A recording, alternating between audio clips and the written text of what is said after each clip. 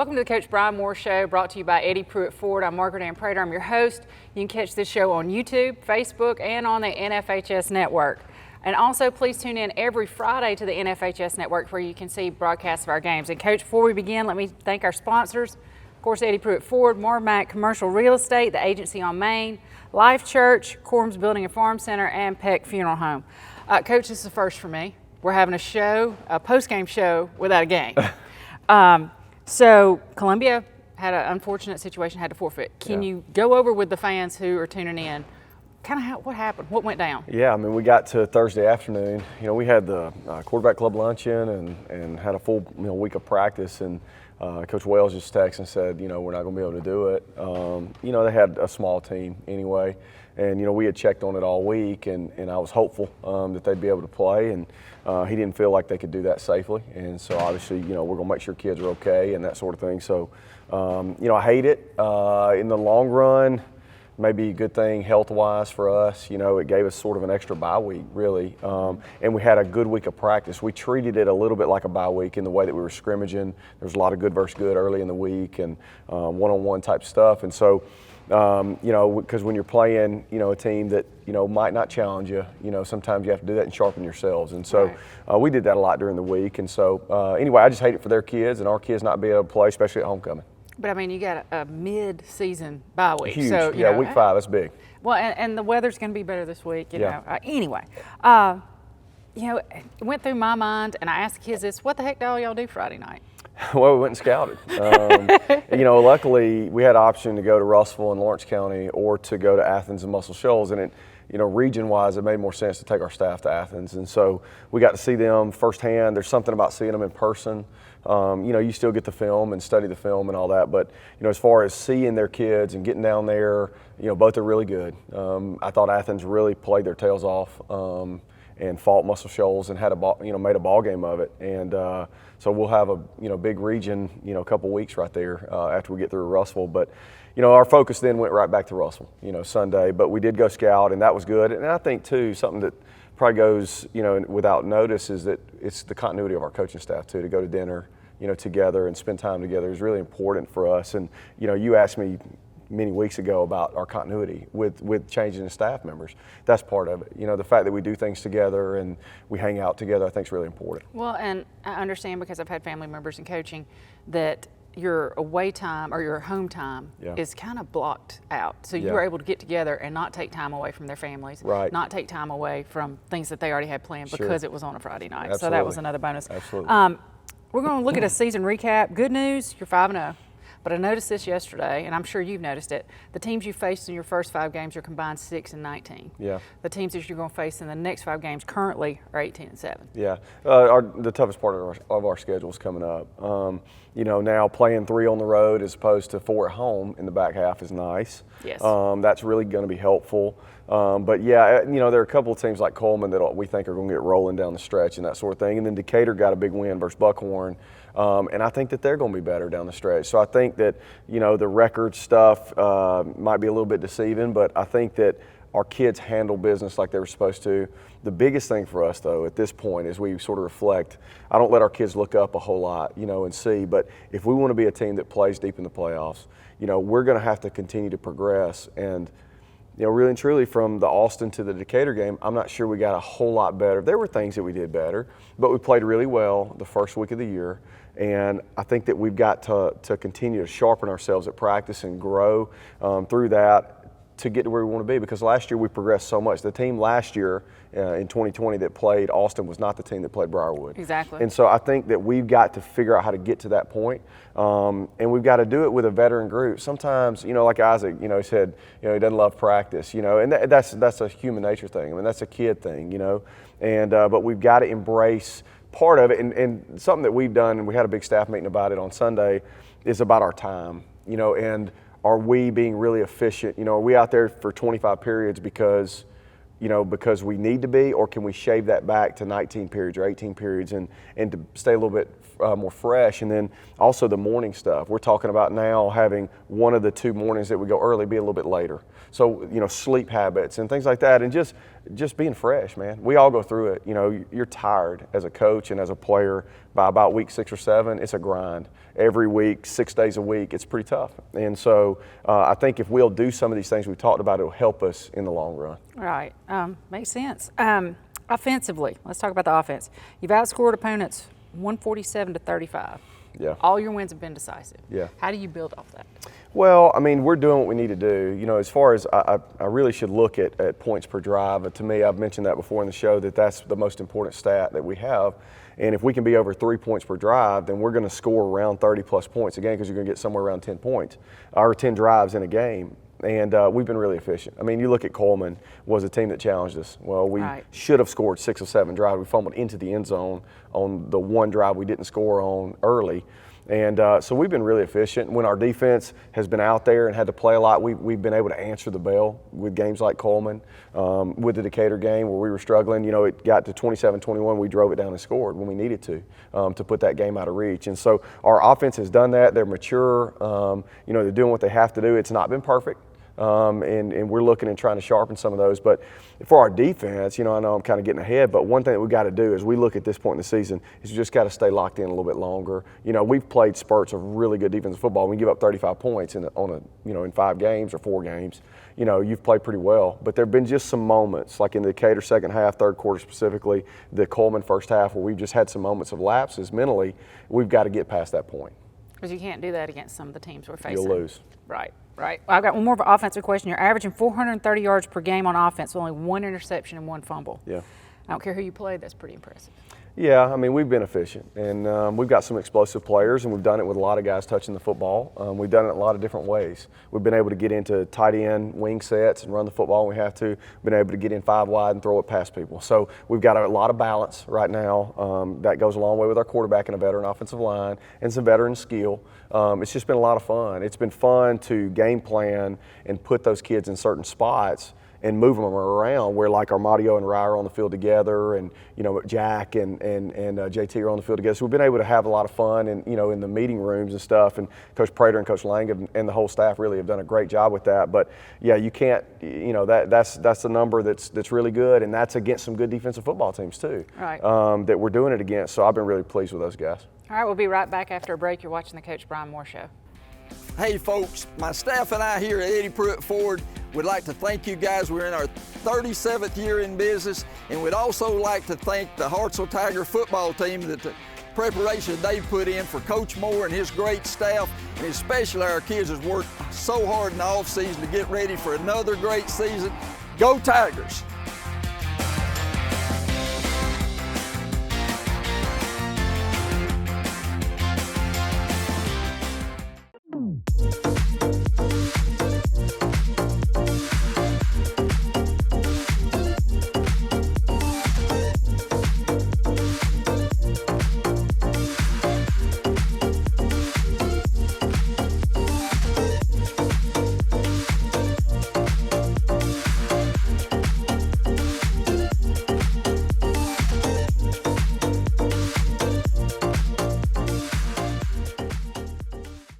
All right, we're back with the Coach Brian Moore Show. Coach, let's go to the other side of the ball.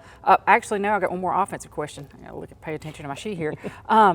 What player on offense has surprised you the most and in a positive way? Yeah, I think Armadio's got to be that guy. Okay. We didn't know what we had in him. We were trying to find a position for him last year as he played some outside linebacker, really a safety.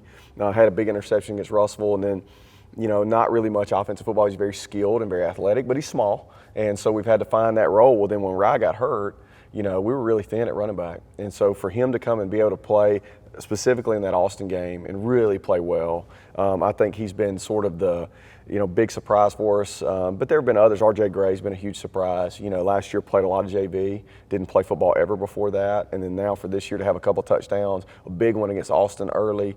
I just think that there have been a lot of guys that have stepped up. Well, and then I've got another offensive question that I somehow forgot about. I'm looking, you played quarterback in high school. What would you tell JT? He's a senior. You're halfway through your season. What do you tell him? What kind of, if you could talk to you and you're in that position, what are you going to tell him? I just, the game is so different than it was 20 years ago regarding how you prepare the film. We had VHS tapes and we weren't able to take the film home, and watch it. I just think he's got to continue to study and figure out, now that he's seen 4 opponents, figure out how are people attacking him. Because, Decatur was very different defensively in what they did to him than the previous 3 opponents. I mean, they pressured us and got a couple sacks and hit him a lot.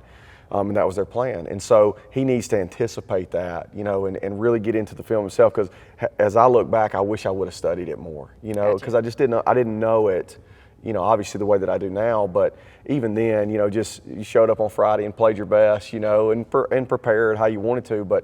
And then embrace all the, every moment. That's one thing I tell the kids all the time is one thing I've been, it's my 18th year coaching overall, and this is my 18th team. And they've been all different and everything, but there was only one senior football season as a player, Right. and you just, and the first 5 weeks went by like that, just so fast. And I think that JT needs to embrace that and just have fun. And I think he does. That's great. What measures are you taking right now to keep the guys healthy and avoid injury? Because like you said, we're about to hit that gauntlet. It's a grind. Yeah. There'll be 4 region games in a row down the stretch, Right. that will decide everything. Again, trimming back practice, trimming back how often we wear pads. Last year we had to wear pads and knock the heck out of each other every practice, just because we weren't tough enough at that point, and that's how we had to treat it. This year, we're more experienced and we can kind of pull back on some of that. We can talk about our ice bath and yoga and all the stuff that we do, which is kind of fun, but the nutrition stuff too. Not only this year the ankle injuries and, shoulders, but it's been sick. It's not been really COVID, it's been strep, and just we're all back together, and people are all coming to the games together and sitting by each other, and we're getting viruses and fevers, and every week I've had 2 or 3 that have been sick, and so that's another thing is washing our hands and continue to be clean in the locker room, fog the locker room and stuff like that, because we need all hands on deck as we go down the stretch. Okay, we'll be right back after a break. Thanks, Coach. You're watching the Coach Brian Moore Show. At Marmac Commercial Real Estate, our focus is providing service second to none. If you're looking to buy commercial property, development land, income-producing properties, or a farm, call the Marmac Commercial team. We provide service second to none. You can reach us at 256-214-2196 or 214-2227, or you can find us on our website at www.marmaccommercial.com.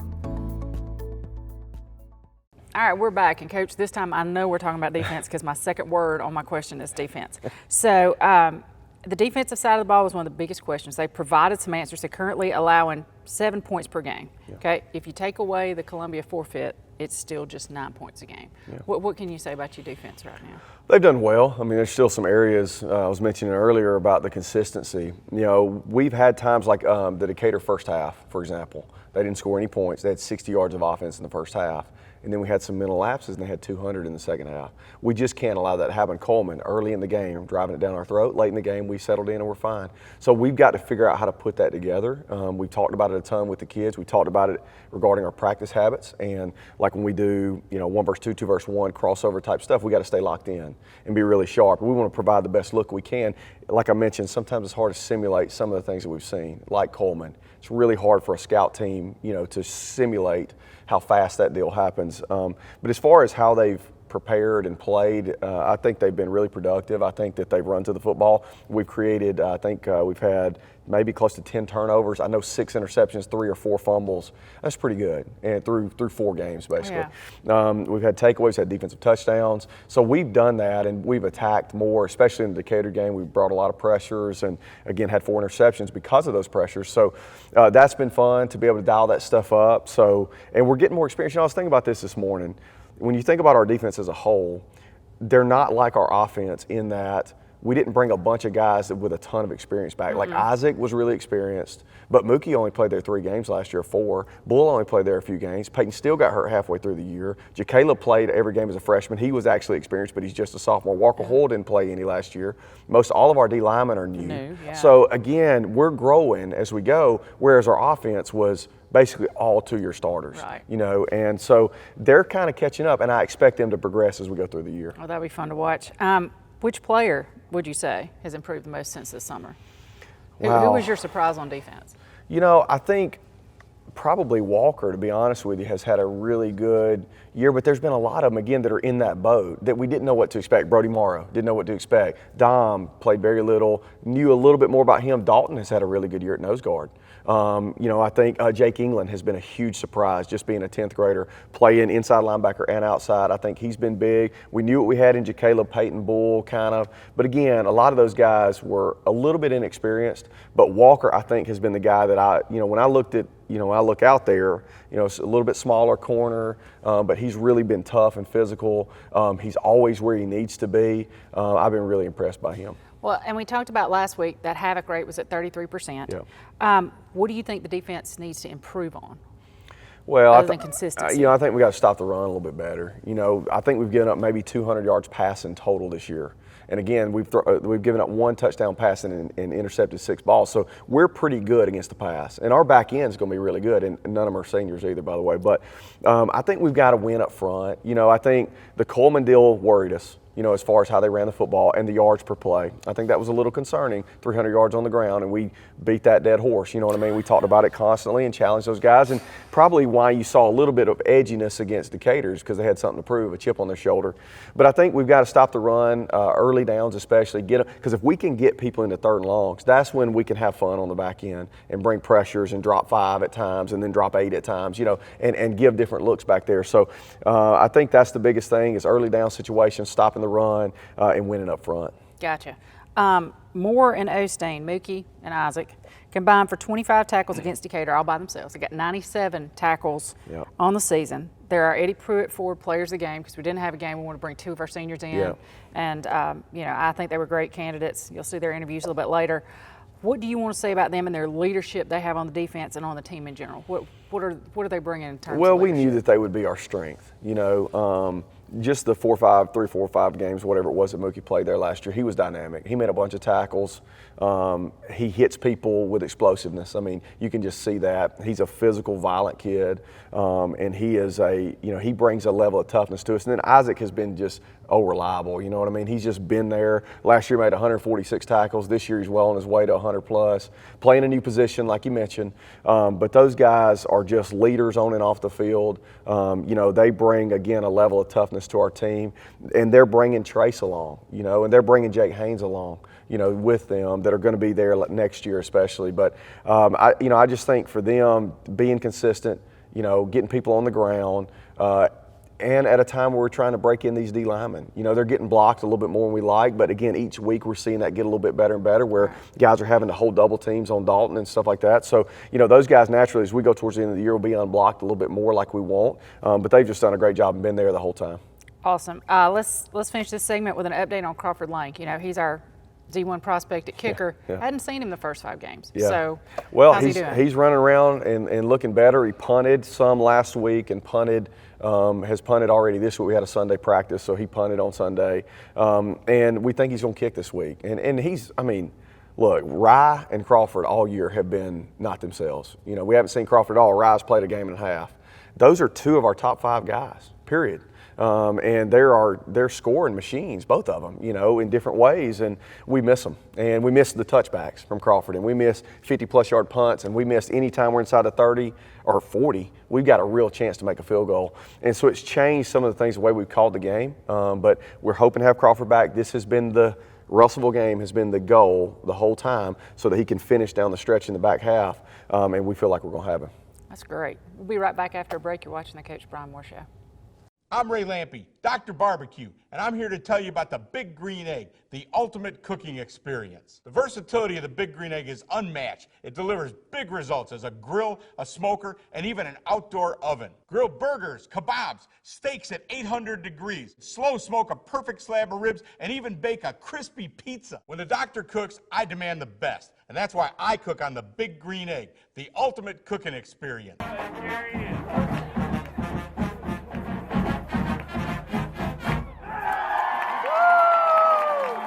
Hi, this week we got 2 Eddie Pruitt Ford Players of the Week, and I'm here with our first one, Mookie Moore. Mookie, you're a senior linebacker, and one stat I found on you is you currently lead all other players in the Decatur-Daly area in tackles. You got 46 so far in 4 games. That's pretty good. It is.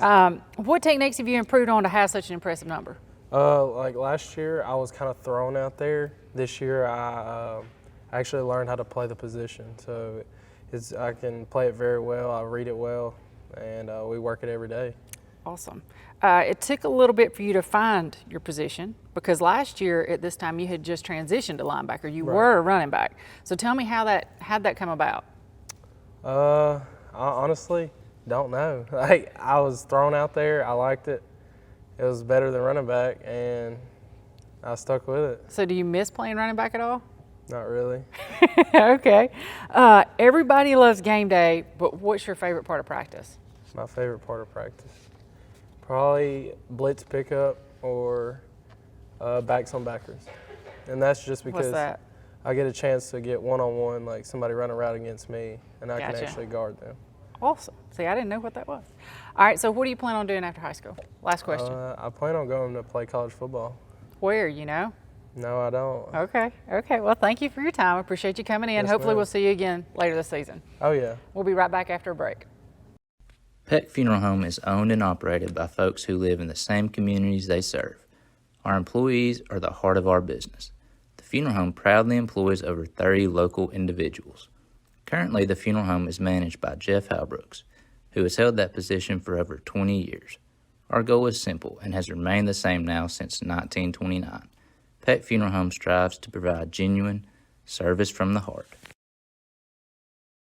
All right, we're back with our other Eddie Pruitt Ford Player of the Game. Since we didn't have a game, we had 2 of these guys. This is Isaac Osteen. He's a senior. He's our will linebacker. So you currently rank 4th in defensive players of the Decatur-Daly area with 42 tackles. What have you worked on to get those kinds of numbers? Pretty much the same thing as last year. I'm playing a different position, obviously, and it's been a little bit tougher, not going to lie, getting on the action because at Mike, you're in the middle and you got a chance to make a play on every play, and at Will, you're kind of stuck doing your job, spilling, just playing your gap. So it's been difficult, but just getting on the action, just doing what I can. Well, that was going to be my second question. You're doing kind of like Coach. You're anticipating my questions before I even ask them, so that's pretty good. You made the switch from Mike to Will. Mike's going to be your middle linebacker. Will's going to be your weak side linebacker for just explanation purposes. What are the differences? So Mike and Will is a completely different position. So Mike, you're playing middle of the field, and you're playing just sideline to sideline. Which Will, you're playing, you're doing B and C gap exchange with the end, and it's a completely different thing. You're taking on a lot of blockers and spilling and just making everything bounce, and that's pretty much what it is. So. And I know some of you guys are creatures of habit. So what's your favorite pregame ritual? Pre-game ritual? I don't know. Probably just I like to go out on the field before the game, before everybody's out there, and usually while the quarterbacks and stuff are warming up, and I kind of just go out there and I put in my music and I sit there and I watch the opposing quarterback and I just kind of watch him and just see how he's feeling, and I just kind of get mad a little bit. That's awesome. It's great. That's the kind of answer we're looking for. All right. Favorite part of practice? Oh gosh, I'm not gonna lie to you. I really don't like practice, but I think my favorite part would probably be, if I had to pick one, probably a team. What's team? Just everybody, just all offense and defense, one-on-one. It's like one-on-ones, okay. Getting at it, yeah. Okay. And then, what do you plan on doing after high school? I plan on going to the University of Alabama, getting a major in business management and a minor in entrepreneurship, and starting my own business. So. I'm the business teacher, so I appreciate that. You're one of my DECA kids. All right, thanks for your time. Yes, we'll be right back after a break. You're watching the Coach Brian Moore Show. Hey folks, my staff and I here at Eddie Pruitt Ford would like to thank you guys. We're in our 37th year in business, and we'd also like to thank the Hartselle Tiger football team that the preparation they put in for Coach Moore and his great staff, and especially our kids has worked so hard in the off season to get ready for another great season. Go Tigers!